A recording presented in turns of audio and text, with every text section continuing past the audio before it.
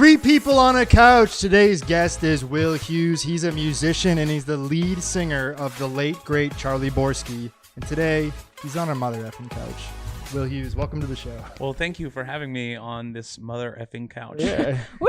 I'm so excited that you're here because you're a musician and we haven't had that many of them. we had I love one or two musicians, others, yeah. You know that. So Oh, we know. We know. I just realized I'm like breaking a massive rule of this, I think. I'm I have gum in my mouth. I'm going to swallow the gum. No, I'm not. I'm not doing it. Put it under your desk. Are we going to trade it? Just under the fucking table? Dude, thank you for having me in this place. There's a trash can in there if you want to run in. It's gone. Oh, you already did? swallowed it. Dude, he's fast too. Oh, God. It's going to be in my system for 7 years, I think it was. Yeah. When That's we were kids. Is that true? No. the lining of my intestines is just spackled with. It looks like that wall in Seattle that has like all the gum from all around the world that people take photos in front of. No. And if you swallow watermelon seeds, then it's going to grow a watermelon in your stomach. I've heard that. Yeah. Or if you eat like an apple core, it's going to give you a stomach ache. But that's because there's like, I don't know if that's true, but there is like minor amounts of cyanide in apple seeds. From like pesticides. No, it's just like a naturally, cyanide is like actually just in apple seeds. It's like a protective mechanism. I don't know Of why like it is. I have no clue. I really have very no clue. base level knowledge of plants. Well, that's good. Yeah. There's also mushrooms that makes you high. There are. Yes, there are. You guys know that. I've never heard of such Not a thing. No, me neither. Well, there's like the ancient mushrooms, like the nootropic ones, and then you have the So psilocybin. point being is just that plants can make you high and stomach achy. Yeah. So that was my point. Anyway, back to Will. I don't know what we were talking Back to our actual You guest. thought Back this to was going to Will be for about weather. music. I'm going to go on about plants for how long? This does last? podcast is Hold about on. nothing.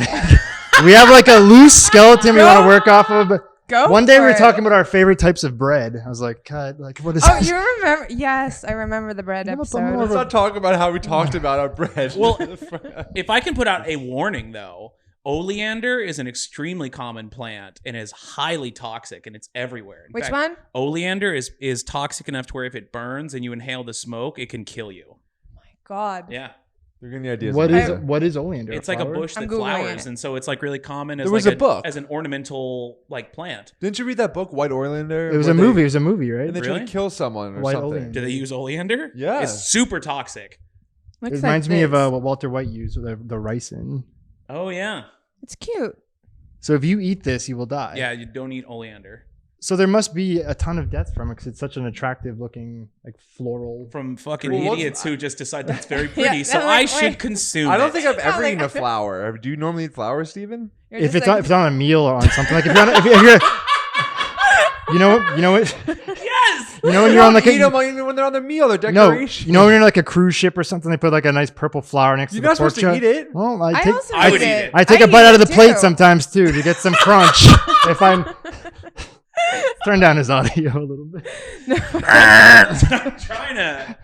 This isn't gonna affect. Honestly, when you're a kid, like and you're walking around, didn't you just try eating like different types of things? I found a Berries 4-leaf and clover in elementary one time after like 5 days of recess of digging through the clover patch, and I finally found one and I ate it because I wanted to put the good luck into my body. And I was like 8 years old. I remember searching for those. Did you eat one? No, I That's never why- found Do one. you have good luck? I never found one. Nah, I got stuck with the 3, so I guess that's bad luck. Yeah, definitely. Everyone hates the number 3. So let's talk about where you from. I grew up in Dallas, Texas. Okay, Which that's is just not hilarious. funny. Yeah, obviously. Just Steve's transition there. So let's What about hers? Like, oh, I know a little bit about flowers. That's good. And What colors do you like? Purple is my favorite color. you're from love Dallas, so what's going on with Austin? I heard rumblings you might be moving to Austin. Oh. Wait, what? That's the message boards. The streets are talking. So I think that probably just comes from the fact that recently one of my bandmates and very, very dear friends moved to Austin. So we are like located in different cities now, the band. We've got Blair, who lives in Phoenix, Arizona at the moment. Nick lives in Austin. Our drummer Alan lives in Victoria, Texas. And then me, Lucas, and Sailor are all still in California. Okay. Chloe also moved. Everyone fucking moved. Was she in your band? How many people are in this band? A lot. It's had a rotating cast of people. A lot of people. I seen some photos and I was like, the band is like blending with the audience. I can't tell who's in. Yeah, It's like 9 people in the band. Dude, we played at this one venue downtown LA where it was like the stage was so fucking small there only could be the drum kit and 3 of us. 2 people stood on the floor and Nick literally sat like cross-legged on the bar. Just sat there and then stood up on it. Was just on the bar rail. He zoomed in from the parking lot. There's not enough space. There's too many of us. How many band members are there? It depends on the show. You have a big show. Bring in the next 10. No one knows. Yeah, we like to keep it a mystery. It's like a school of rock, basically. It's like But It's that's definitely somewhere between like 1 and 14. Wow. Do you have any? Is this your main band? Or do you have another band that you started? No, this is my main band. I mean, it's pretty many bands in one band, like from 1 to The 14. unit band. There are people though who like are in a shit ton of projects, like playing so many bands. That sounds very stressful. so. When you have certain songs you're gonna play, how do you account for the number of people showing up? It could be a solo. It could be 14 people. Like, how do you I account don't for know. that? That okay. I think the biggest we've ever been on stage was 8. Okay. But we play the same songs. Do you? We only have 3 of them. We but- play them over and over again for 4 hours. But like, do you like? Are you fish? get- But like, how does that work? Do you like, okay, let's just add another guitar and another bass? Or Yeah, like, how well, do I you mean- fit everyone? we kind of honestly, it's like there are like almost just different versions of the songs that exist depending on how many people are on stage at any given time. It's like really anchored by 4 of us who, you know, have been with it since the beginning of the band. Get it? So you do guitar and you also sing? So I actually most of the time play a 6-string ukulele, although I do guitar as well. And I use guitar more so when I'm like just doing things on my own because it fills out sound a little bit better than the uke. Although uke is what I learned to play first. I don't consider myself a great guitar player, even though I'm gonna play it. You can play the uke as well, or Yeah. or. And I like when we put out our first full-length album last year, and all of us are playing stuff all over the place on it. Like, you know, I played guitar and piano and uke and some synthesizer, and, you know, like Nick did bass and he like did most of the production stuff that we like kind of tag teamed, and keyboard and synth. And it's like literally just everyone's doing all sorts of shit when we're in the studio. It's really like it becomes the main things when we're on stage, but when we're recording, it's like whatever we need. And then sometimes we're just like, we'll figure it out. Like we've been recording recently. Nick like got his hands on an accordion and was like, I'm just gonna figure out how to play the accordion enough for this one song. That's ambitious. Yeah. Does anyone play the triangle?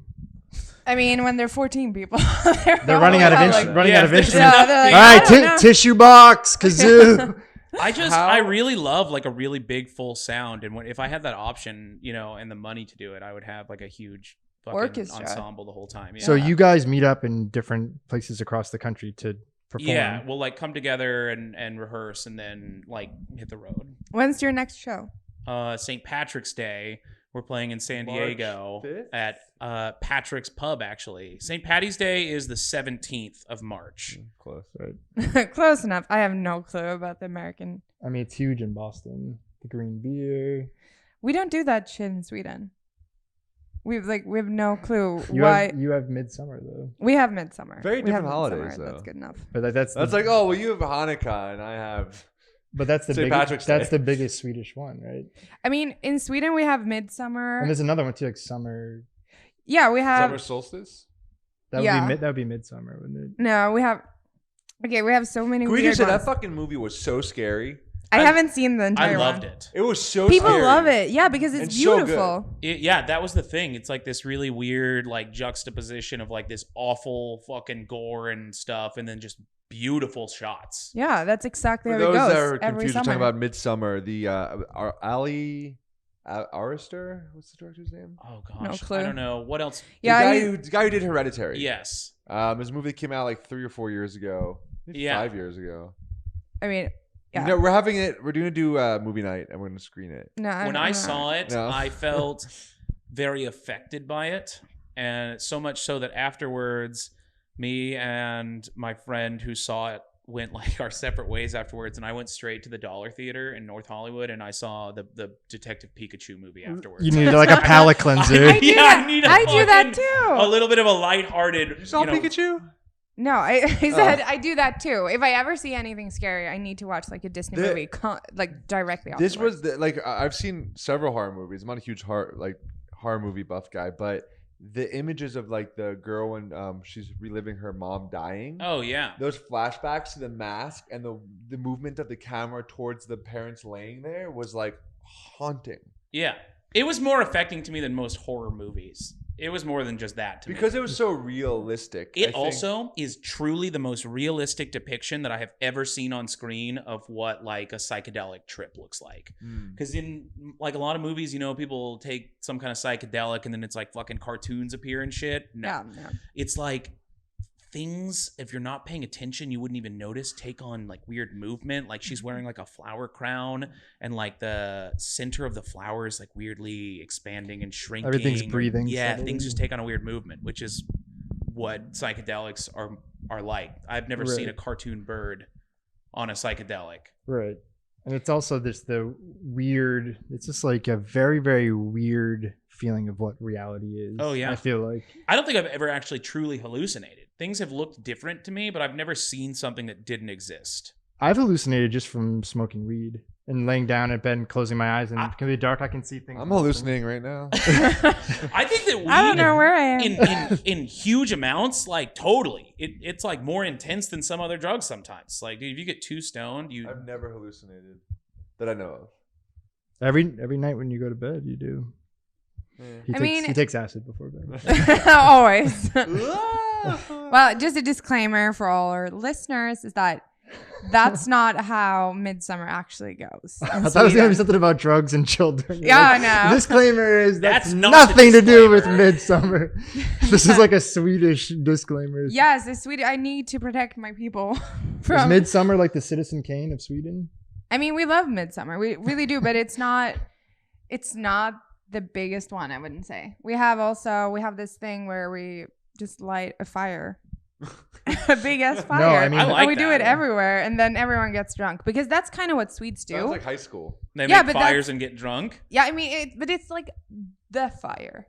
I think It's called there's something. May fire. we Your call it. country has way more of an appreciation for the sun than a place like That's Los the Angeles thing. or Florida That's the where you're thing. getting soaked in it all day. So why we do light this fire in May? I think it's 1st of May. It's to like honor the spring and the like cure the devil out of the land. I don't know. It's an Casual. old Viking tradition, but we keep it alive. and we like it. out of the land. So the devil And- comes with the winter. But also, and also we have this crayfish party season. Oh yeah. So then we eat crayfish and get really drunk. We have these snap songs. I'm gonna teach you a snap song after this, Okay. and you have to do it. Okay. No, you but say. yes. And then next time when you're performing in LA, you're gonna sing it on stage, and we're all gonna drink snaps. What it's the alcohol schnapps. Yeah, snaps. Okay. Yeah. So that's the deal. Let's go to Sweden. No, Okay. I moved away. After all that defending of your country, let's go to Sweden. No, I hate that place. No, I moved here 2 years ago. I like it here. But No. you go back to visit. Have you been to Germantown in California? Germantown? Yeah. No. Have you been? Where's that? It's like Is that a thing? yeah. It's like It's an in LA. hour. It's in LA. No. It's Oh, between- are you thinking of Solvang? yeah. Are you thinking of a Dutch village? Yes. That's, Solvang that's, is Dutch. Is it Dutch? Yeah. Are you sure? Yep. Yeah. But they serve schnitzel. Yeah. So does the place on La But they- Brea.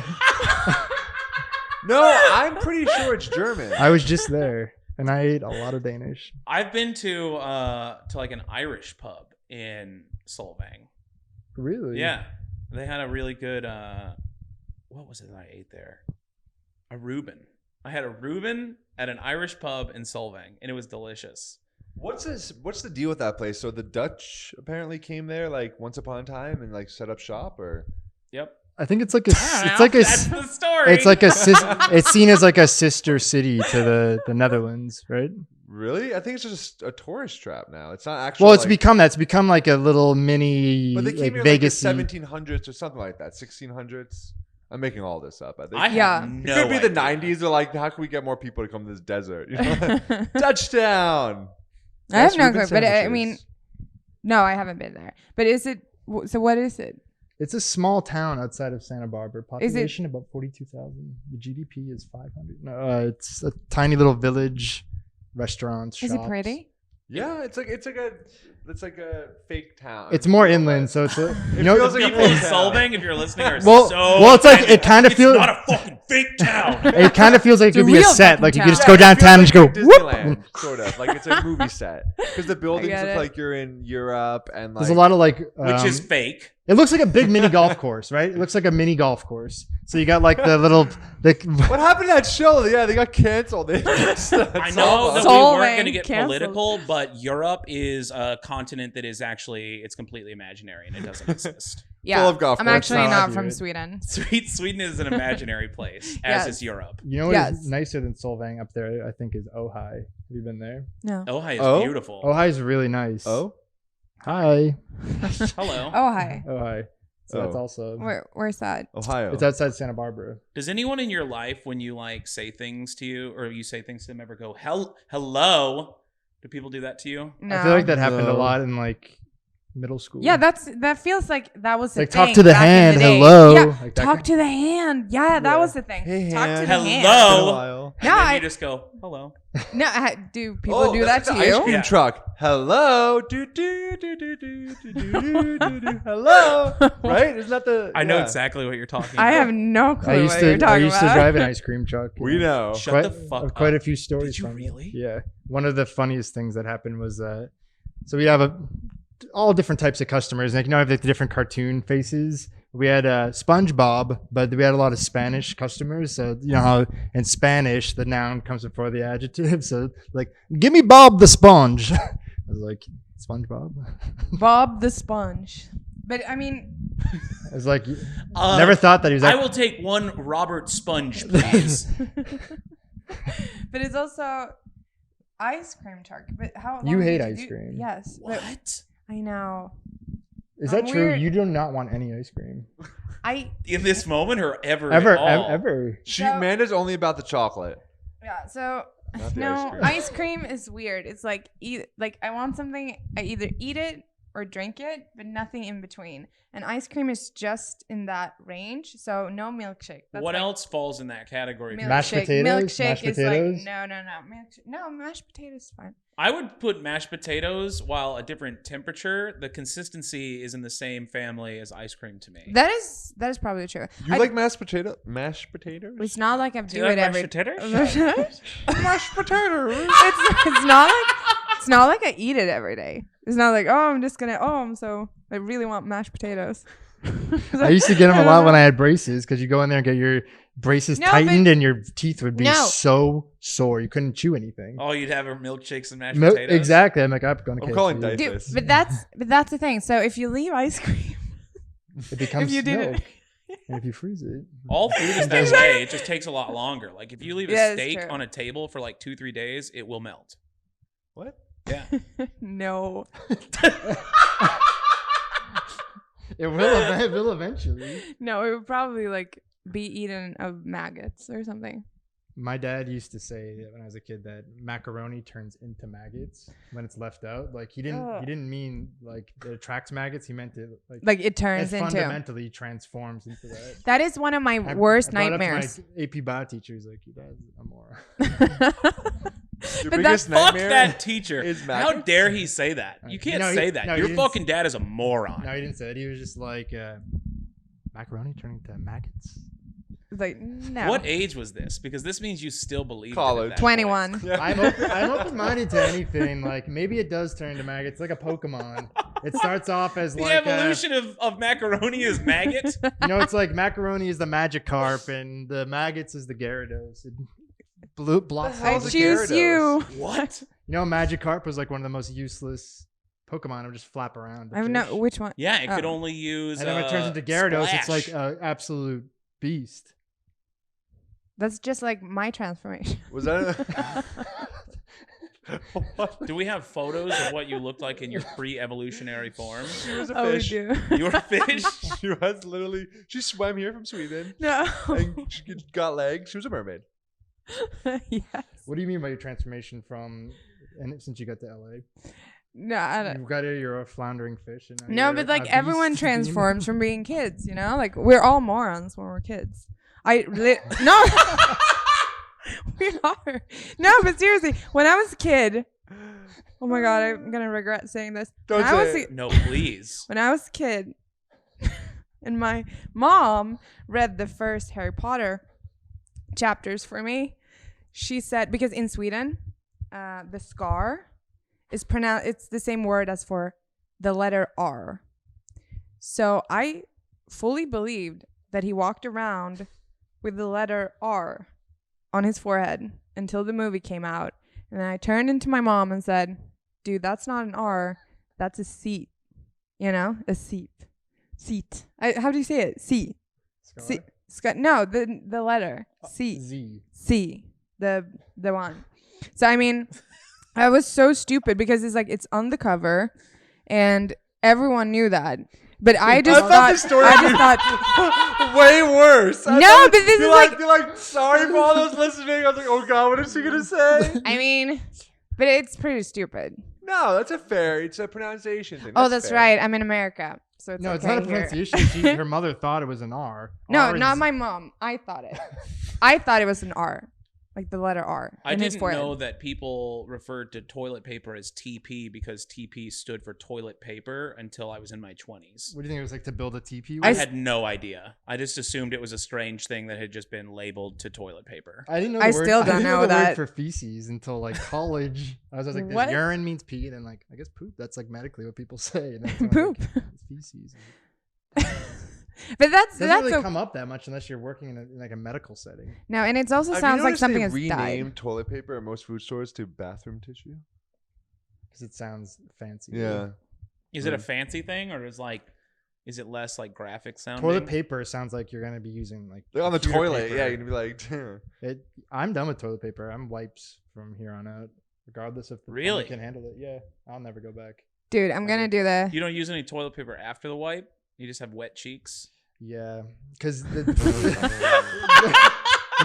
Yeah. especially, Yeah. especially Fucking moist cheeks. especially if you go wet first and then toilet paper, it's gonna be looking like Charlotte's Web in there Oh, with all these little God. Yeah, toilet with all paper the- pieces. Yeah, It's not gonna be- The shit Dude, that fucking that's true. I never forms, thought about the, it. The dinkleberries. exactly, and that's a berry you definitely shouldn't eat. It's got cyanide in it. Dude, I also want to start using more wipes. Like I need it in my life. Yeah, They're I- terrible for the That's some- environment. are And they? Yeah. for Yeah, the because- plumbing of these Because buildings. all too. those fucking things literally say like totally will like decompose. None of them do. But you know what? Every toilet should be built with a a bidet. bidet. I Bidet. said duvet. Duvet. A bidet crudité. It should be. Let's I want to start eat a talking about charcuterie language. board out on my toilet. Every toilet should have a bidet That's in it. one good thing about India Here is it the comes. butt sprays.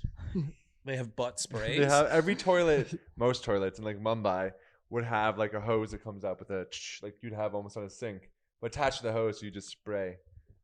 Which I I like called it- that in concept. It's But amazing. like, It's if you weird get at first. Too close with it, like is it in a public restroom? Is there Yeah, like just everyone's shit touching covered fucking sprayers? Surprisingly not. Yeah. Surprisingly It's what it not. is. Because people in other countries have like some Well, kind of it's on the- respect for yes. other people. Because it's on the What? right side usually of the toilet, but you use your left to. I have a Your serious business. question. Yes. In Sweden, Yes. are public restrooms clean places, or do you go into them sometimes and there's just like bad shit spray all over the place? Usually very clean.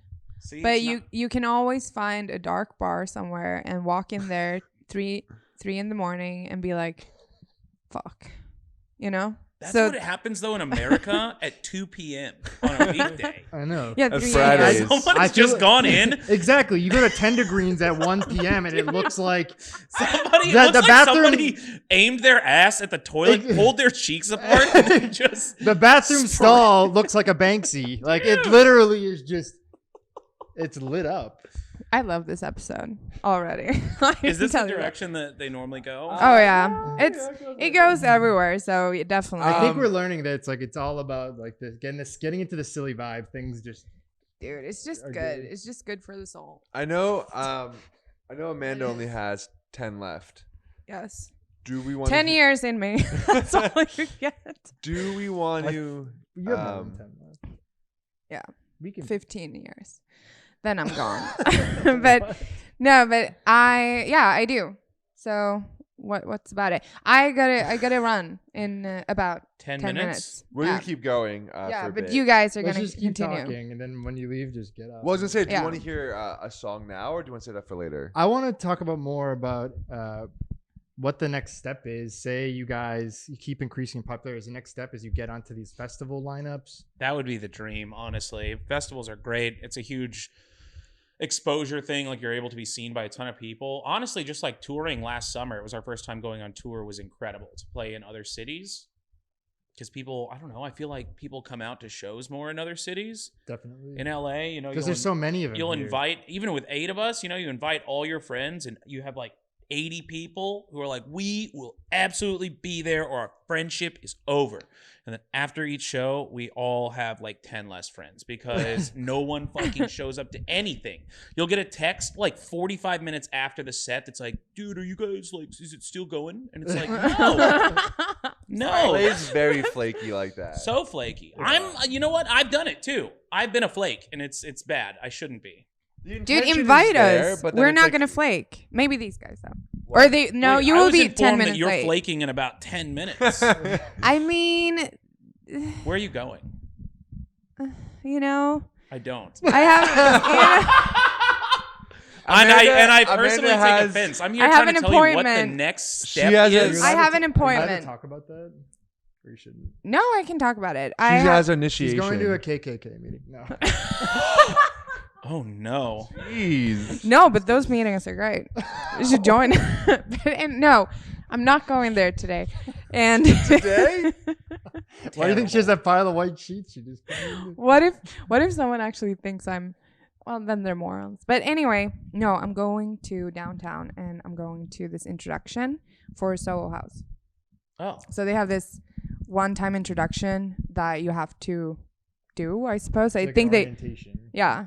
I support that. If I were there, I would get up and leave the interview too. Oh yeah, I'd be like, you I'll see sure? guys later, yeah, I think so. I don't know. I'm like, are you sure? Am I excused? Yeah, I won't hold it against you. Good. Can you please invite us to the next show? Hold on, are you leaving right now? No, but I'm just take it easy, guys. I'll tell you I what, have an alarm. I've never been a Yeah, watch it's a wearer first. in my life until like the last year or two. It's great. Just being able to do this motion freaks people out. Do you have somewhere to be? No. I'm just checking the time. People get all fucking freaked out. So what are you anticipating? Are you guys on Spotify right now? Yes, absolutely. Wherever you stream music, if you search the late great Charlie Borsky, you can absolutely I feel like find you us. guys should make some kind of musical because you guys are all actors as well, and you have such distinct.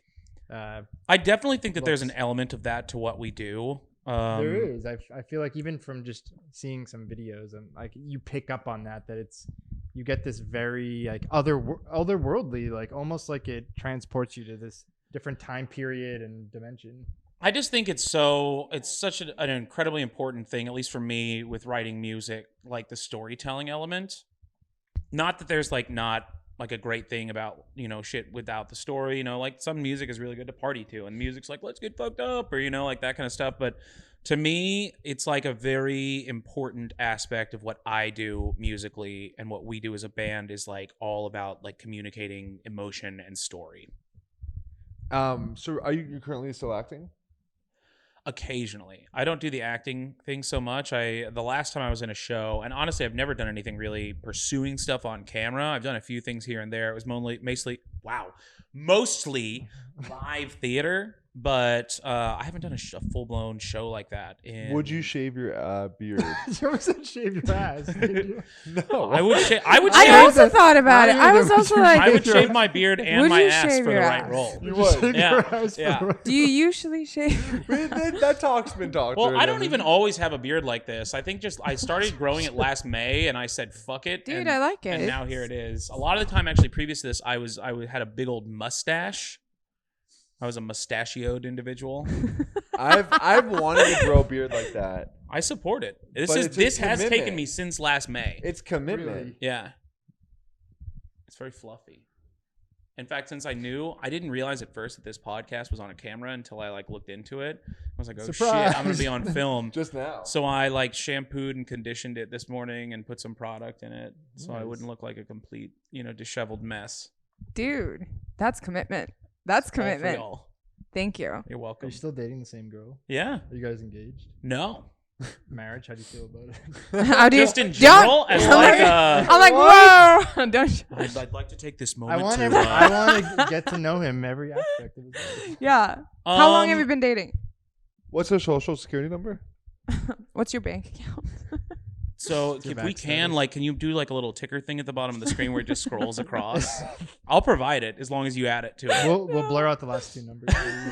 So it's just a mystery. Stand up by No. your- So tell us about her. Is she a musician as well, She's part an, of the she's an band? actress, right? Yes. So she runs a children's theater in Woodland Hills called. Am I allowed to say things like that? Oh yeah. Children's theater? No, They call it- say the name of it. I thought Oh. unless, That's like an advertisement, hey, right? unless you're gonna Yeah, say it's fine. It's Epstein's fine. Island, I think it's fine. Yeah, she runs a children's theater on Epstein's Island, which I God. said, which you can now take out as a clip, right? That's how it's a clickbaiting. Yep. She runs a children's theater in Woodland Hills called Class Act Musical Theater, and she's brilliant with the kids. That's awesome. Yeah, That's awesome. we've been dating for a long time. 6-7 years. Wow. Whoa. And before that, we were best friends in college and stuff. So it was a Really? whole natural So progression. tell me what the progression was Wow. like from Like we could learn something you from were- this when- guy. when Like you- seriously. when you were friends with her. So was we it- were classmates, and then we got to know each other, and we became friends, became really good friends. Out of college, we moved in with each other with a couple other people. We were roommates, and then from roommates, we became friends who were Having sex. fucking each other. Yeah. Hi, mom, and who will listen to this, I guarantee you. And Hi, Sonny. and then from there, it just became a natural progression. It was a very interesting thing though, because we never had to have that tough conversation of is it time to move in with each other? It was It just a happened. different kind of conversation where it was is this what we're doing? We live together. it kind of just became that before you knew it. Every day passed by, and you're like, oh shit, I'm living with her, and I have feelings for her. Yeah. So it's a very natural thing. And you guys. And how are we gonna make that happen? How? No, but seriously, How long we're have you and your roommate been living together? me and Jonah. Uh-huh. Me and her. We've been living together for a year soon. A year? Yeah. That's So it? you probably got about another 6 months before you guys will have to determine whether or not you're going to become If we're gonna start fucking. sleeping together. Yeah, Yeah. I get it. And then from there, then you guys can become, significant others. I get it. Do you feel like living with her was kind of a test run of seeing how to be domestically with her? And you're I like, mean, oh, this works. I didn't foresee it going that direction when we first moved into with each other. We were living with a couple other people. It was right out of college, so it was just the cheaper thing to do. We were all really close. There were 4 of us living in a 2-bedroom in North Hollywood, which was an incredible apartment that we just fucking thrashed.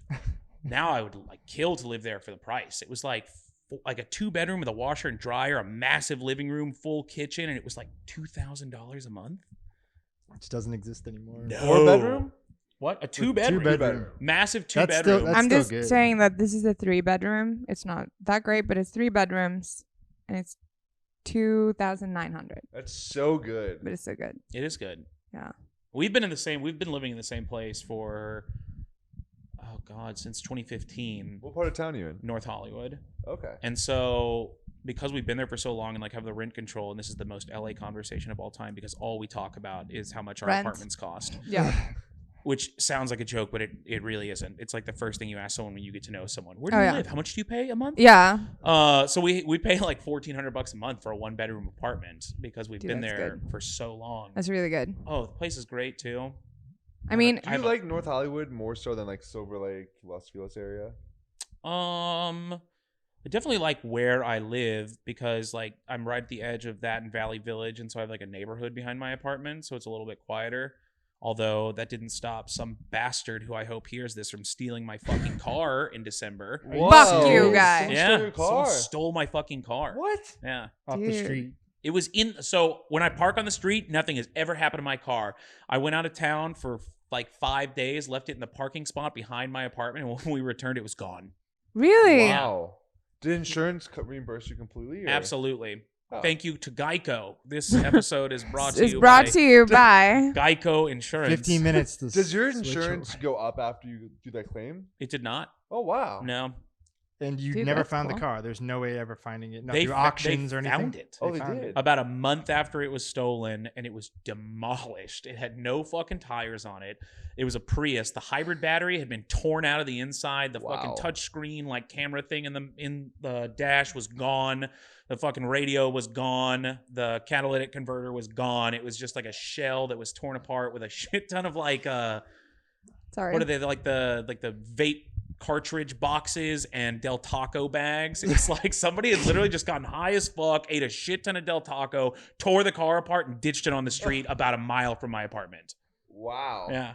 That's insane. I parked my car at my friend's place one night in his driveway in the hills, and I slept there. And the next morning, the doors were unlocked in my car, and all my money, like coins, and my glasses were taken. What? So some like a remember homeless person coins. just like slept. What the and slept. fuck? Do you remember coins? coins? Yeah, coins. They're not really a thing anymore. I If you're feel doing like. laundry, they are. I think I Oh, might have yeah, some in my dude. pocket. Oh, no one uses them anymore. I No, use I have coins. coin laundry here. Oh, I have a Fucking card. hate it. You And never in have old coins. place- What about meters? I guess cards. Cards. No, All meters have meters has the cards. card readers now. Pasadena, the meters do not. What? At least some of them, yeah. It's all old school. I was just in Montrose yesterday as well. Oh, Their yeah. meters, no cards, all coins. I did my laundry with an app. Yeah.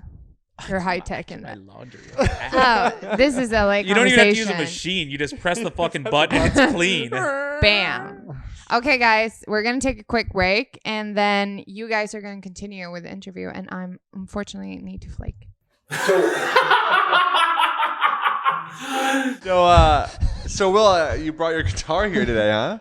No. It's a shame. I found it. I found it in a stolen Prius. Yeah, and I've never played the guitar before, so I kind of just figured I'd give it a Well, shot. Steve's actually a seasoned guitarist. I play mostly the skin flute, but yeah, the guitar is also something I dabble in. when the Wi-Fi is I'm down. a skin flute player guitar. Hey, if you need a 15th band member, then I'll be on stage with my appendage. Would you? Can I say sucking dick on this podcast? Is that an okay? Just did. God, I hope so. All right, you said you had 3 songs, and who writes? You write them?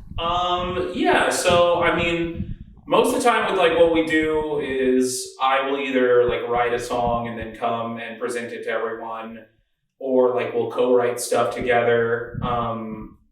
But even when like I write stuff, I don't ever come in and say like, here's the bass line, like here's the guitar line, like all this kind of stuff.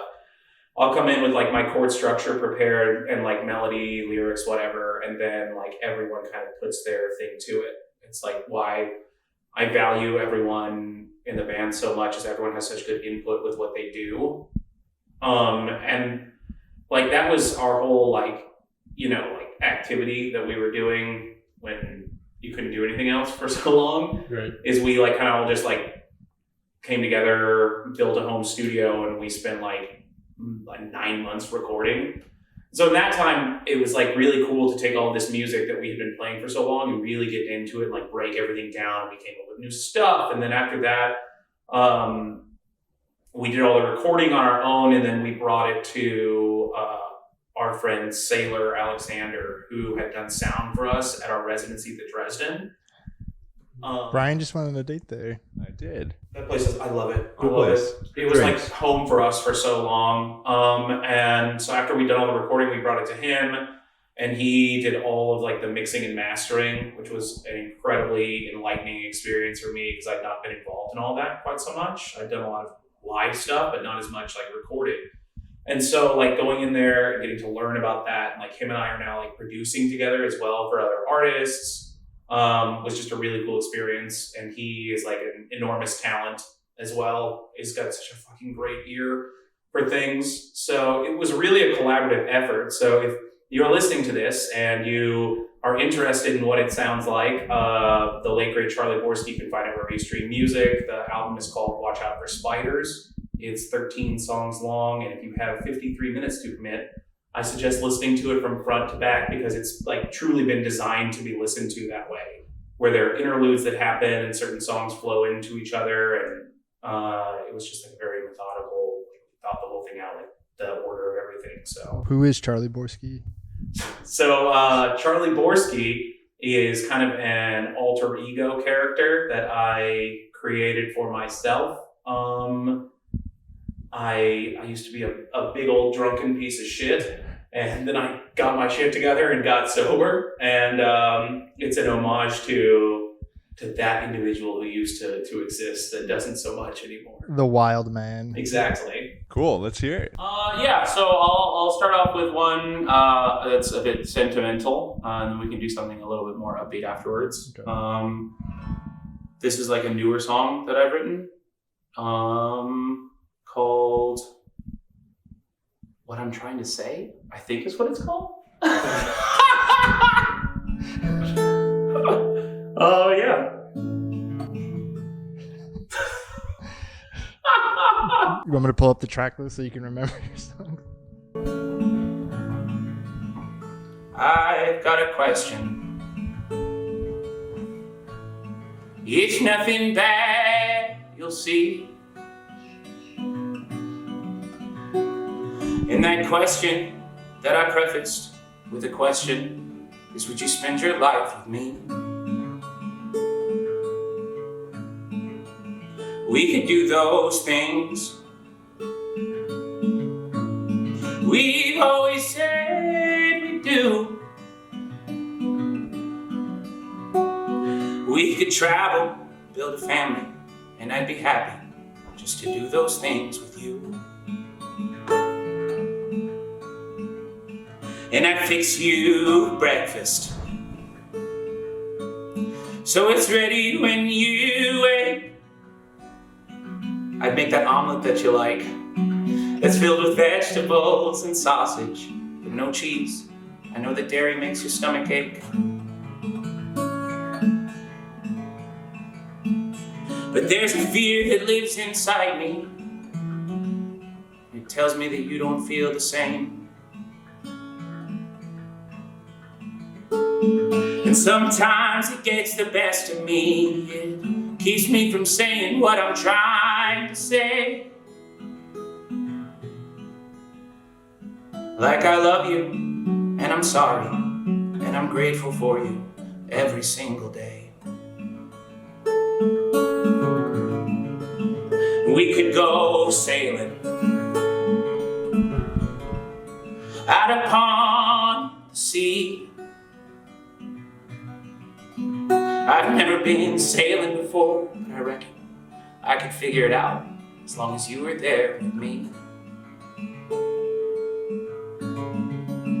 And we could go walking. I'd walk 1,000 miles with you beside me while I'm walking. I could walk until these boots of mine wear out.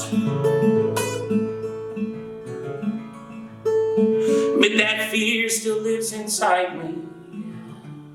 It's telling me that you don't feel the same. And most times it gets the best of me. It keeps me from saying what I'm trying to say. Like I love you, and I'm sorry, and I'm grateful for you every single day. And when we grow old, I know you don't like to talk about those things, but I just want you to know that I love you and I'll be there for as long as my heart beats. Woo! So who is that about? This hamster. It's about the girl who stole his purchase. Exactly. There was this girl, and I mentioned a Prius earlier. I mean, it's certainly inspired by my partner, but I don't know. When I write songs, I like to take like bits of real life and, you know, kind of like just expand on the idea. Yeah. What? And this song was called. Oh, what I'm trying to say. So this next one, let's see how this goes, is called Make Me Feel. It's a little bit more like a heartbreak song.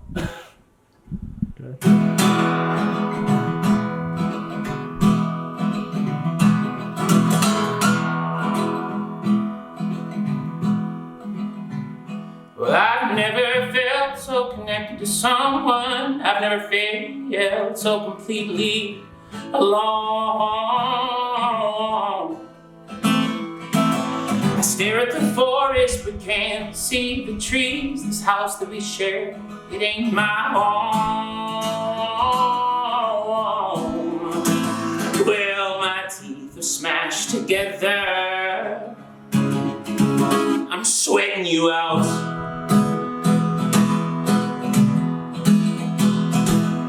Love didn't die, it never existed, except for the loved oneself. And so two become one, becomes two, becomes four. You don't make me feel not lonesome anymore. The horizon is nearing, we're picking up speed. I'm blinded by things I can't see. A collision will happen and leave us with nothing. I'm shackled by pain, you fly free. Oh, my teeth are smashed together. I'm sweating you out.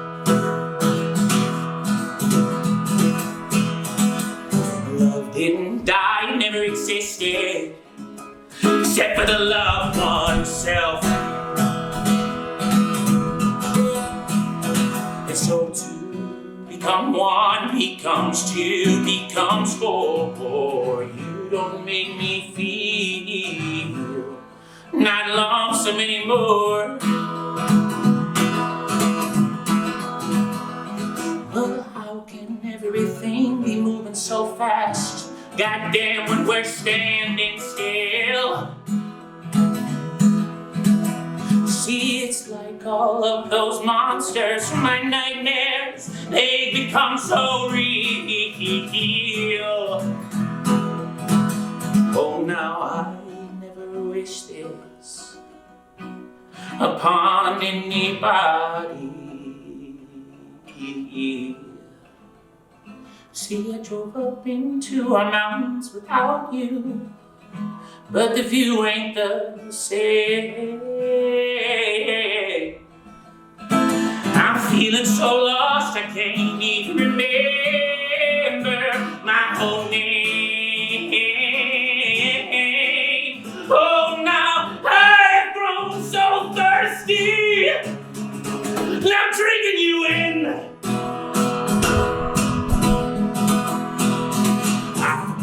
To feel that you reminded me, not forgotten again.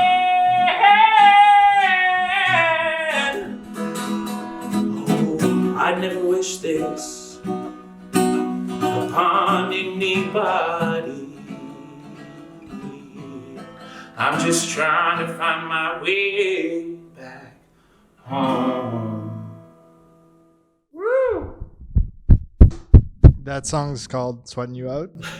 Make me feel. That's my favorite part of that for sure. The "Sweating You Out," I really just got that image in my mind. I'm like smashing on this guitar and going all out of tune. There we go. All right. Well, I guess I got one more for y'all. And this one's a Spanish song? a bit of a Spanish song. Really, subtitles. Yes, exactly. ¿Dónde estás? It's gonna be hard, but I'm going to play and then hold the subtitles up. I'm gonna get a Rosetta Stone sponsorship. They can figure that out. I wrote this after like one of the worst restaurant shifts of my entire life. It was New Year's Eve, going from 19 into 20, and it was just like a fucking nightmare. And I was working all night. I got home, and had been awake for like 30 hours straight. And I had this like concept that Nick had inspired, where he like misspoke like a name of a band that we got compared to, where he was like, "What was the name of that band? Whiskey John Bottlefuck?" And I was like, "I don't think so, but I definitely like that, and I'm definitely going to use it." And so, yeah, this is... It sums up the experience of dealing with the drunk, obnoxious people on New Year's. Yeah, it's like, in life, like sometimes like you like end up with like a nickname, and you're like, I don't know how the fuck that came about. And so you kind of have to like go on like a journey to figure out where this fucking nickname came about.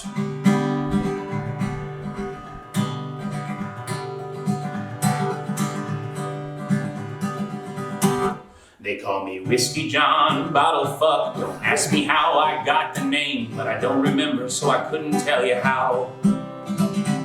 But Whiskey John Bottlefuck, well, that seems to be a name that's stuck, and it's how I'm known all around this goddamn town. Now, anytime that I step out for some fun, I hear, "Hey, there goes Whiskey John. I bet he's out on his bottle fucking ways." And honestly, I don't know what that means, but I can tell from the way that they laugh and scream that it ain't too good, but they keep repeating that phrase. They say, "You're Whiskey John." Yes, sir, you're Whiskey John. A man who's known for his bottle fucking ways. So I started asking around the town, trying to find out things that could be found about the origins of my bottle fucking name. I asked an old gray lady down by the church, but my words, they made her old cheeks blush. She said, "Don't talk to me, boy, you must think me insane." I asked a feller down nearby the bar, but that didn't get me too damn far. He started laughing the moment he saw me coming round. He chortled, and in between his puffs, I was sure that I could just make out some stuff. And sure enough, it was an old familiar sound. He said, "You're Whiskey John." Yes, sir, you're Whiskey John. I bet you're out on your bottle fucking ways. Now a few more days and a few more jokes, and being the butt of a few more jokes, I happened upon an old timer that was willing to share. He said, "Now you better listen up, cause it's a story you shouldn't say more than once, but I'll tell you, boys, so sit your ass down over there." See, he was out one night and he was awful drunk at the bar over near First and Monk. He'd had enough whiskey to put down a big old steer. And it was there that you earned your title, son, when out of nowhere in front of everyone, you got up on the table and stuck your pecker in a bottle of beer. Now you're Whiskey John. Yes, sir, you're Whiskey John. A man who's known for his bottle fucking ways.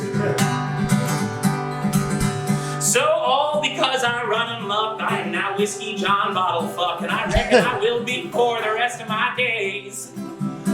there's a lesson that you can learn from me. That's don't get belligerent from too much whiskey, or you might become known for your bottle fucking ways. And you'll be Whiskey John, just like I'm Whiskey John. A man who's known for his bottle fucking ways. A man who's known for his bottle fucking ways. Whiskey John, bottle fuck. Woo! I have a Heineken in the kitchen if you want to have a go at it. I'm not sure it's wide enough. I feel like that's you, because you said that you play the skin flute. I do, but I don't fuck bottles. Oh. I fuck models. No, sorry, I mispronounced it. Modelos. Those are the bottles I fuck. Will so Huse. Those are 3 songs that you wrote yourself. Yes. Do you, when you're doing shows, do you ever do any cover songs, or do you only all written stuff? No, we definitely do covers as well. Do you ever do Muffin and Sons? No. No, I feel like that would be like an easy one for you. This song, I got a lot of like Tenacious D, like type of. a little vibe. for the other one, I got like some Muffin and Sons. Okay. Rolling deep. I feel like I get told all sorts of shit. Mumford & Sons, though, I've definitely heard. I'm trying to think of who else people say. Madonna. Yeah. Yeah. We get a lot. I mean, dude, we do cover one of my absolute favorite songs of all time as a band, and we cover Believe by Cher. It's a great song. I don't know if I know it. Do you believe? Oh, yeah. Could you just do like a quick snippet of that? Might be a copyright issue. Really? Yeah. Is there? Well, you can do it. Can I? Can he? I have videos on YouTube that already have like copyright claims What? on them. They demonetize them. They can figure out if you have any music in them. Even if he's doing it himself? We'll figure it out. Just a little bit. Don't have to do the whole song because we might not make it. We're in jail next week. We didn't know. Trying to think about how this even goes. Oh God, it's been too long. Can we participate somehow, like a clap or something, or a knee slap to help, like with the beat? Yeah, you know, it's like Beat-a-boop, beat-a-boop. We'll do that or something. no matter how hard I try, you keep pushing me aside, and I can't break through. There's no talking to you. It's so sad that you're leaving. It takes time to believe it, but after all is said and done, you're gonna be the lonely one. So, do you believe in life after love? I can feel something inside me say, I really don't think you're strong enough. No, do you believe in life after love? I can feel something inside me say, I really don't think you're strong enough. No. Woo! Do you ever do improvised stuff? No. No? Like if I gave you a word, surprised. is there any way we could try that? Would you feel comfortable doing that? No. No. We can try it. Okay.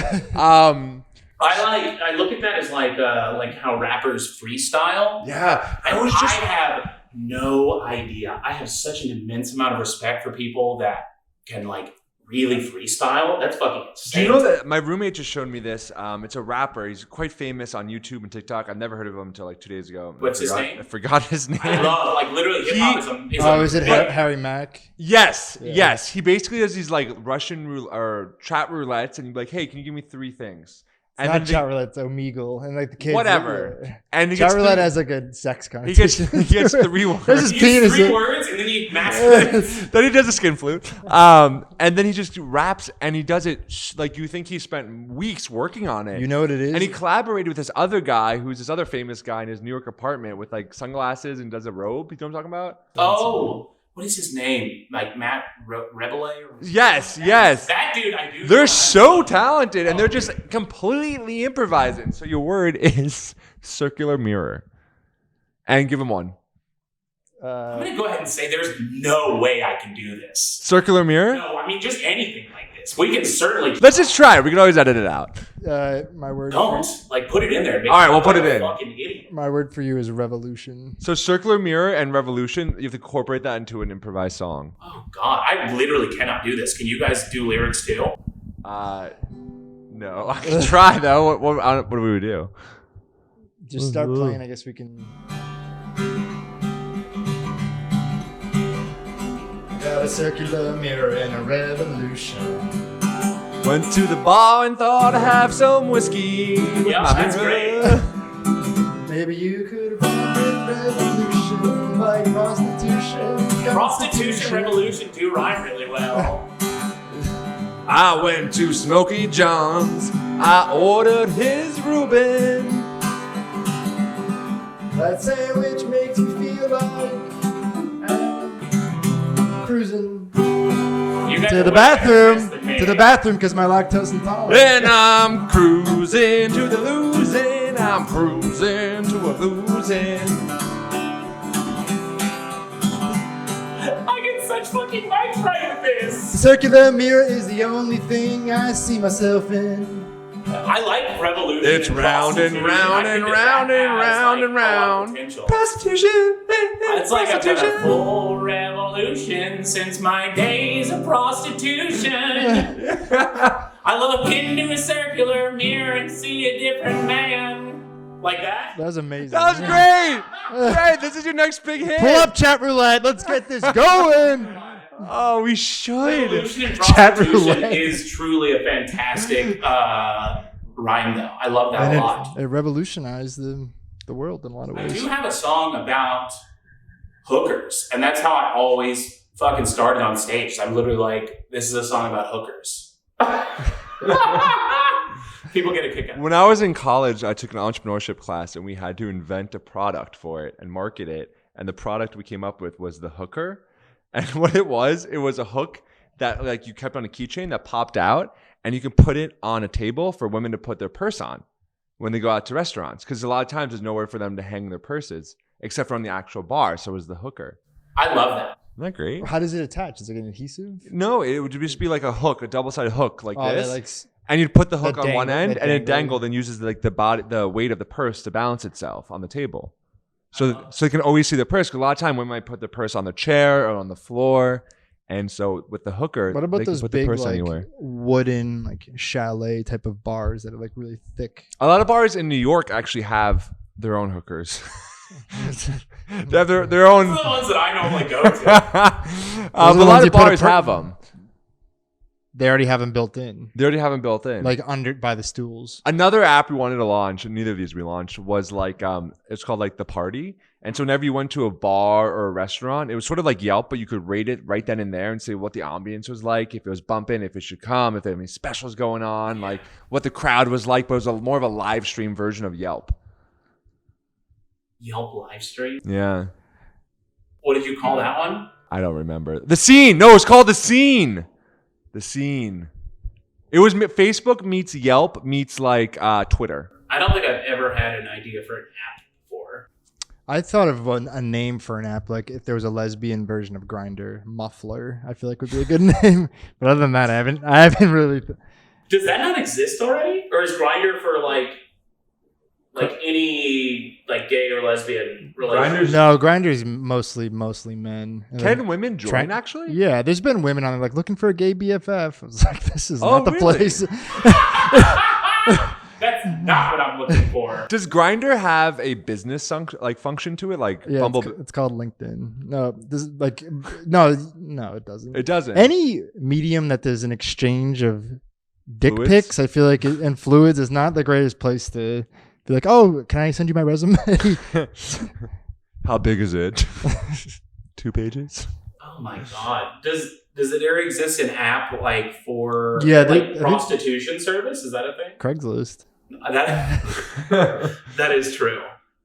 I guess some like on Hinge you'll sometimes see like it's very evident that they're prostitution.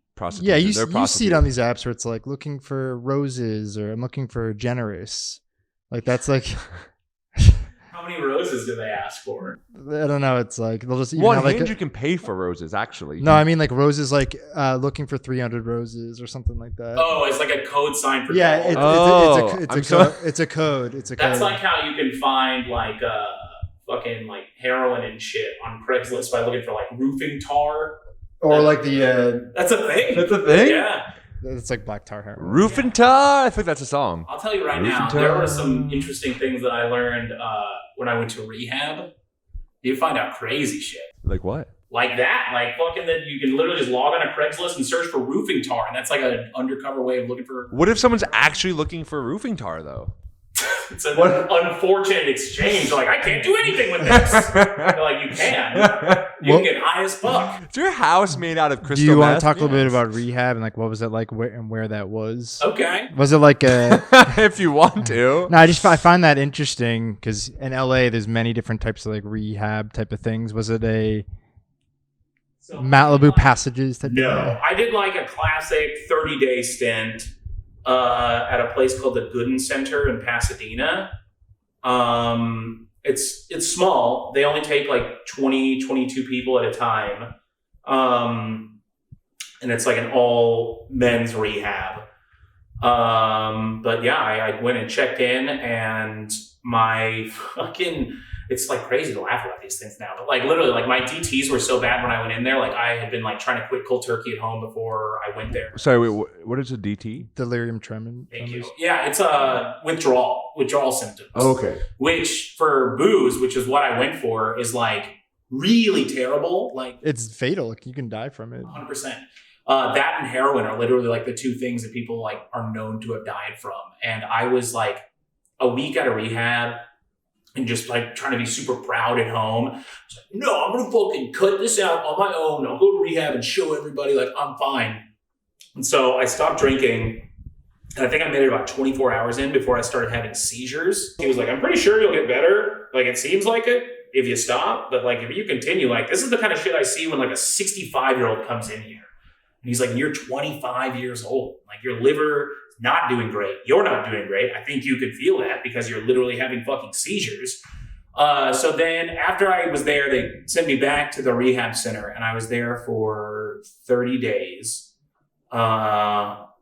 which was like the best way that I could have ever gone about stopping, because it just fully removes you from like real life. And you spend your whole day, just like hanging out with a bunch of dudes who are all just horribly going through it. And everyone's fucking miserable when they first get there. And it's like, like in prison when people are like, what are you in for? It's like, and the fucking tweakers are hanging out together and the fucking junkies are hanging out together. And it was like the only person who was there who was like, yeah, I'm like an alcoholic first. Everyone else was like in their 40s and 50s. And there was me, like the 25-year-old, and all the other 25-year-olds were all like fucking dope heads. Because I guess that's what's popular for our generation. It's like everyone's just like doing pills and stuff. But They actually separate into like groups based on, I guess you can relate more. It's like we have nerds, goths, They tweakers. didn't separate us. It was just like it seemed that way, where it's like, okay, like there's only 20 of you. So like everyone's talking to each other, but it just kind of seems like, oh, I know this experience more than this one. And there was no animosity between those groups of people. That was just my experience, that like people were literally like, oh, like you get what I'm going through. So like we're kind of hanging out together and stuff. But it was honestly, it was like probably the best thing that's ever happened to me in my life, because until then, like, I'll tell you right now, like, I don't get how some like, like the famous rock stars for fucking, known for like, oh, they would go on these crazy benders. I don't know how they were writing stuff, because my brain was like fucking mush. And it was insane. I literally got there and I was sober for about 15 days. And all of a sudden I was like, holy shit, I want to be writing music again. And I had my uke there with me, and there was like other people who played instruments in the house. And so we would have like house jam sessions and stuff. Someone had like a trumpet, and there was a cello, and one of the counselors had a guitar, and like we'd all sit there. And so it was like music therapy. And, for 30 days, like pretty much all I did was, chain smoke with everyone and drink, like coffee and have meetings and learn about, addiction and play music. And I came out and was like doing pretty solid for a while, but I still felt pretty lost. And then a year and a half after getting clean, I had like a nasty 5-day fucking relapse where I almost died again. And that was like the true awakening for me, where it was like the thing where like you try and go back to like what your old habit looked like, which did not work. Because I don't know if like, like when you first start drinking, like you can have a couple shots and feel like pretty fucked up. But I was like, I know what I'm doing. I can handle this shit. And so it was like, I went back to trying to do like a fucking liter of vodka a day. And like, everything derailed within like 5 fucking days. And I found myself like literally almost fucking dead on my apartment floor. I like came to, my fucking hands were all cut up. My fucking face had blood all over it. Like shit was broken. Like I had no idea what had taken place. And that truly for me was like the rock bottom moment that I guess that most people talk about, where I was like, dude, this really will, like, I can't trust myself with this. And like since then it like kind of did away with the drive for me. And I know that's not always the case for everybody, but I'm like super duper grateful that I had an experience that could shock me that way, where I was with my partner that I still am now, and like she had to come home to find all of this shit and like freaked out because it was like massively traumatizing. And she like called my family. My mom and brother flew out from other states. And like, I remember coming to on my couch after somehow finding my way there with my hands still fucking crusted with blood and everything was just fucked. And my brother walks in and I like open my eyes and was like, hey, my brother lived in Arizona at the time. He's like, I bet you probably know why I'm here. And I was like, what? Yeah. And he's like, Mom will be here in about an hour. And I was like, oh, fuck. And I like didn't eat for like 4 days afterwards and fucked my whole body up. But now here I am. And, you know, I'm not dying, and I might still die by 40, but it won't be because of that. Wow. So how old are you now? 31. I will be 32 in October. So it's about 6 years ago. Yeah. Were you functioning throughout your drinking days up until like the end? Like you'd go to a job, you'd drive a car. So I thankfully did not own a car. I was using like public transpo and like Ubers to get around. But Steve and I used to work together. When did you start working there? Do you remember? 2016. Okay, then you might have come in just after, because I was there for like 9 months when I was still fucked up. Really? And I was working all overnight shifts. And so I was literally bringing like a water bottle of like 16 ounces of vodka with me and killing the whole thing during the shift and still being on my feet and like not fucking up paperwork or like the receipts. Like all my cash was there. I had a shift where I essentially like, I don't know if I would call it blacking out, but Jeez. pretty much for like 2 hours where I don't even remember about 2 hours of the shift. And like kind of coming to and like looking at the clock and being like, holy shit, it's 3:30. The last time I looked at the clock, 3:30 a.m. 3:30 a.m. because it was a 24-hour place. And so it was literally like, oh, I had gone to the bathroom to like chug some fucking vodka and looked at the time on my phone and it was like 1:30 a.m. And then I kind of just don't know what happened for 2 hours. And then like I remember looking at the clock and be like, what the fuck? And I like opened up my server book. All my receipts were on one side and all my cash was on the other. When I did my cash out at the end of the night, everything was done correctly. You're like, I did a great job. Yeah, I had no idea, literally. And had it not been, for the fact that I was like actively dying, I probably could have carried it on longer. Didn't the manager call you in and were like, can you black out more frequently? Like, we've never seen numbers so accurate. You're doing incredibly well. How are you doing this? You're fucked up. Let's get you. Here's your supply for the shift. I think some people knew, but I don't think everyone did somehow. And I was working with people this like 4 nights a week, and some of them had no idea that I was like on the verge of being blackout drunk. Well, there's so much like alcohol around that they're not gonna be like, we smell booze on his breath. It's like you're surrounded by alcohol everywhere, and I just feel like you can kind of blend in. Oh yeah. Plus, I would always keep like a shit ton of mints in my pocket and like drink coffee. I was like anything to cover up the booze. And that's like the reason I didn't switch to vodka in the first place. I was like, this one has the least scent. Like you can cover this up the most. Yeah. Trying to be drinking sneaky, out of a water bottle. Yeah, being not sneaky at all, just being horribly fucked up. And it goes silent. I'm lucky in the sense like I've always kind of hated alcohol. I can't relate to that at all. If I drink too much, like if I drink beer, I enjoy wine. Like I enjoy the taste of wine. Sure. But if I drink beer, I get bloated. I have ulcerative colitis. So like if I drink too much, I'm like ill like the next morning for like days. So I never got into it. When I was in high school, I smoked a lot of weed though. I don't so much anymore. It doesn't seem like it's an issue, and it's your whole lifestyle and everyone around you. Did you find like your friends at the time that you were maybe really close to that were heavy drinkers? Did you sort of have to cut them out for a bit or no? No, it was definitely really weird when I first got out. I remember going to like my first like get together where I knew people were going to be drinking when I got out of rehab, and I was like, my anxiety level was through the roof, and I was like, everyone's just going to be pressuring me and be like, what? You're not drinking? You're not drinking? You went to rehab? Like what? Like what the fuck is wrong with you? Which I think that like most people when they get sober think that it's going to be this like really strange experience. And these are people who had known me for years, and I went there and no one said a fucking word to me. No one questioned anything. I mean, they knew, but like, no one said anything. No one said, why are you not drinking? Which I think most people have that fear. It's like when you go out, someone's going to be like, why is there not a drink in your hand? Exactly. They're almost uncomfortable. No, actually, it's a great way to get free drinks. Is just go out and don't buy a drink. Somebody, you want a drink? But I have had that. Brian's like, F you. You've done this to me. Very rarely. And if anyone has the fucking gall to do that kind of bullshit to me, with like, you're not drinking? Then I like to just throw them that, well, I'm an alcoholic. And then they shut the fuck up. Well, I didn't. And it's like, dude, I'm fucking with you. Yeah. But also I don't fucking drink. And people get like real weird about it. That was really the thing too, is like I was doing all my drinking for the most part and on my own time. And I was also lying about it for a while, where I was like saying that I had gotten sober and trying to carry on this facade when I was drinking the most that I had ever drinking in my entire fucking life. And I'd go out places and I wouldn't drink, except for the fact that I fucking would bring a flask filled with like 101 in my pocket or whatever, and be like going to the bathroom and drinking in the bathroom. And it's just real shady shit, because I didn't want anyone to know, because the moment that someone finds out that you are, getting fucked up like that, then people start asking questions. Right. When people start asking questions, then it stops your ability to be able to do things. And that's like the mindset of like a fucking addict. It's like, no one can fucking know this shit.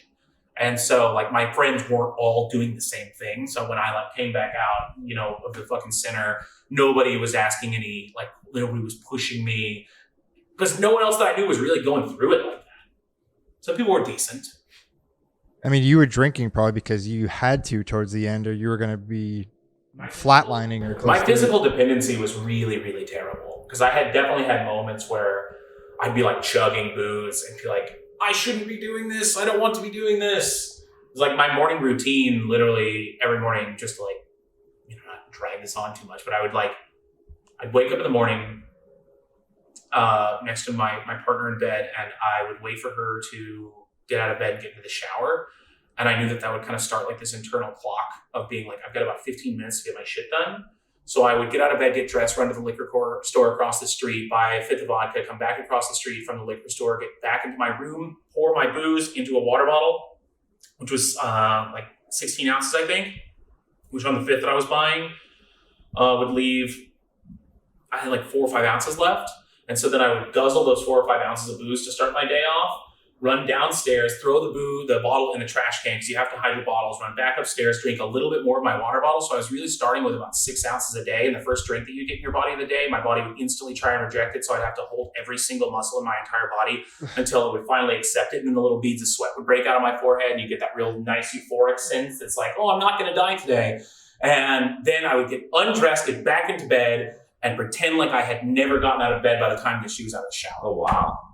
And that wasn't like a one-time thing. That was like probably at least 5 days. And she had no idea.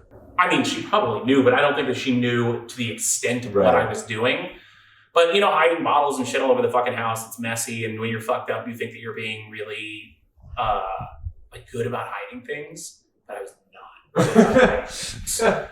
Do you ever, do you feel like your music was sort of your consistent sort of, not savior, but like your theme? It almost sounded like in your rehab group or the other people you met in there, you saw the vision of creating this group to perform with. Oh, 100%. I hadn't written music in years, and I started again, honestly, like, to advertise the album again. Yes, if you listen to the album, none of which the songs that I played today are on. Perfect. I want people to go listen. So, I guess if you like one of them, you'll have to wait until they come out. But go and listen. But there's a lot of really direct imagery from my life on that fucking album. Like, we have a song called Half a Mile, where like the first line of the song is drinking.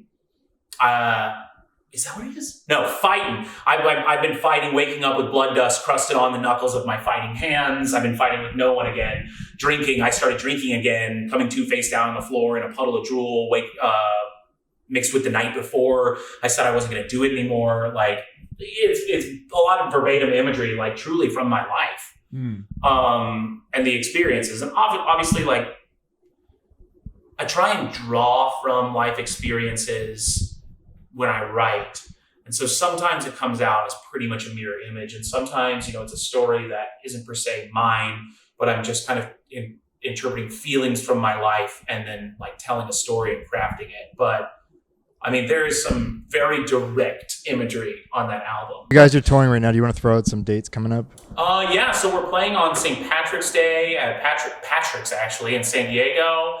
We'll be playing at Three Links in Dallas, Texas on the 19th. We're playing the 17th in San Diego, then fucking going out to Dallas to play on the 19th. And then we're still home kind of territory, right? Yes. Dude, I love playing in Dallas. Any shows coming up in LA? This is the San Diego St. Patrick's. Yeah, San Diego. But nothing else? No like solo shows? Not or... until then. If you are in Los Angeles and you pop around at open mics, you can probably see me there because that's where I like to go and try out new shit. I just feel like I'm doing music and being on stage. It's like a very therapeutic thing. And open mic scene in LA, at least for music, I found is like very, very supportive. People are always like going up and talking to each other and stuff like that. And I also, since people have moved away, I really have like put a lot of my focus on music production as well. And I've got like a couple singles out that I have worked on with an artist named Shy, Chey, that I worked on producing with Sailor Alexander, who did our albums, mixing and mastering, who was like an incredible talent and a very good friend. And we worked on a couple songs that will be coming out. I think one of them is coming out either late March, early April. We just shot a music video for it as well for an artist named Jesse Click. So you can listen to the album on YouTube, but we also have a couple music videos. One for a song called Let's Hit the Road. And it's like home movies essentially. It's super cool. It's a lot of like behind the scenes that we shot like during the process of making the album. And then the other one, which we actually were fortunate enough to film at the Dresden, is for a song called Champagne, which also has some really direct imagery to my life in it. It's like this very happy, like jaunty celebration type song that just talks about like your fucking life falling apart in a single day. That culminates in the end being like, I'm never gonna get through this fucking night unless I get a bunch of blow. But in the video, you get to watch me do about a 50-foot line of cocaine on a bar rail, which we did with a practical effect, which was like so fucking cool to figure out how to do. I won't spoil the magic, but the old you would have done the real thing probably. Like, wait, we don't need visual effects. All right, guys. Will, thank you so much for coming on the podcast. Thanks for coming through. Will Huse, the late, great Charlie Borsky. The album's called Watch Out for Spiders, available Spotify. He'll be touring all over the country. This is Three People on a Couch. I'll catch you guys next time. Bye. Thank you. I just literally wake up, roll out of bed, get on the floor, and start doing push-ups and sit-ups right away. And that's it. It's all discipline, because I know even when I go to the gym, I'm not giving it my all. I'm like, which episode of Euphoria am I going to watch while I bench? Yes. If I want to get into sales, what's the first thing I should be doing? Applying to sales jobs.